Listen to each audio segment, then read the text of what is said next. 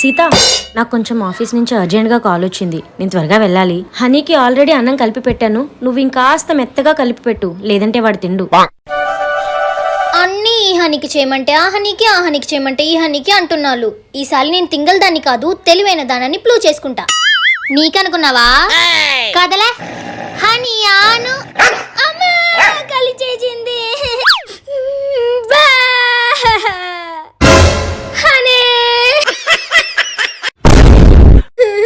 అమ్మగాలు.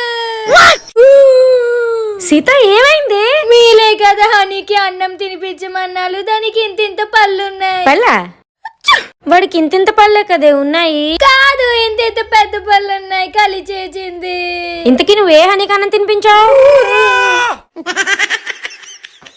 అమ్మగారు, మీరు నవ్వుతున్నారు కదా. లేదు, నేను నవ్వట్లే.